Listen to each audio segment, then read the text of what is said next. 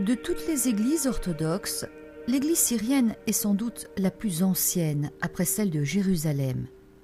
Sa présence remonte au premier temps du christianisme.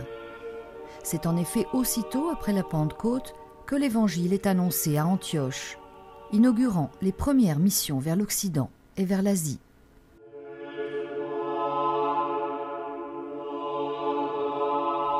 L'église syrienne orthodoxe est rapidement élevée au rang de patriarcat, mais le vaste territoire dépendant de sa juridiction diminue par la suite. Le patriarcat de Constantinople lui soustrait une partie de ses provinces.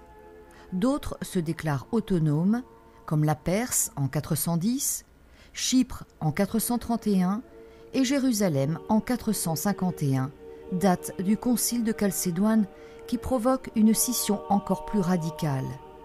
Le dogme christologique des deux natures est de fait très contesté en Orient.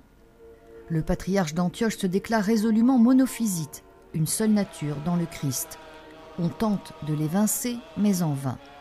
Chalcédoniens et non-chalcédoniens s'affrontent durement. Les non-chalcédoniens, hostiles à la domination de Byzance, favorisent au 7e siècle l'entrée victorieuse des Arabes musulmans en Syrie. Ces derniers ne respectent que partiellement les libertés promises aux chrétiens, mais dans l'ensemble, les Chalcédoniens ont la vie plus facile que les autres.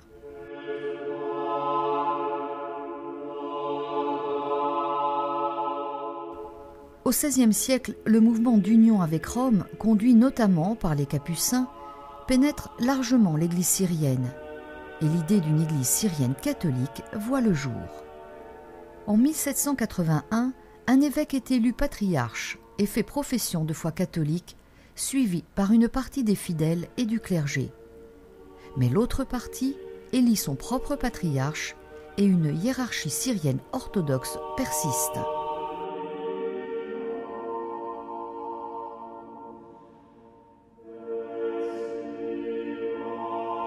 Liées à l'histoire complexe du patriarcat d'Antioche, deux autres communautés de rites syriens sont à signaler.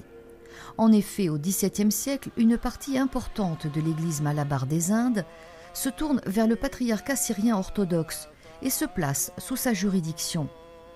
Elle constitue aujourd'hui une église semi-autonome.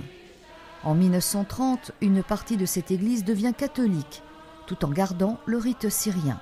Elle est appelée Église Malankar.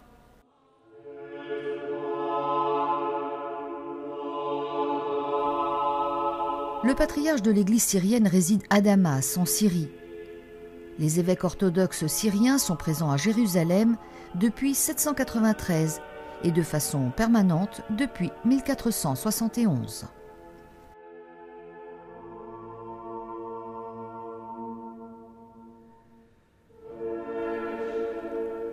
Aujourd'hui, la communauté syrienne orthodoxe en Terre Sainte est peu nombreuse. Elle compte 1500 fidèles concentrés dans la région de Bethléem et de Jérusalem. L'archevêque réside à Jérusalem, au monastère de Saint-Marc. Les Syriens orthodoxes ont un droit dans l'église du Saint-Sépulcre et disposent d'une chapelle où chaque dimanche, aux aurores, ils célèbrent la liturgie. Le rite syrien est pratiqué en langue syriaque et les lectures sont faites dans la langue locale. La principale prière eucharistique est l'anaphore dite de Saint Jacques. La liturgie de la messe comprend 3 parties appelées respectivement le sacrifice de Melchisédek, le sacrifice d'Aaron et le sacrifice de Jésus-Christ. De nombreuses prières sont issues de la tradition juive et témoignent que l'Église syriaque est en partie héritière des communautés judéo-chrétiennes. La situation politique et économique pèse lourdement sur cette petite communauté et son développement. Néanmoins, l'Église orthodoxe syrienne fait preuve d'un dynamisme étonnant.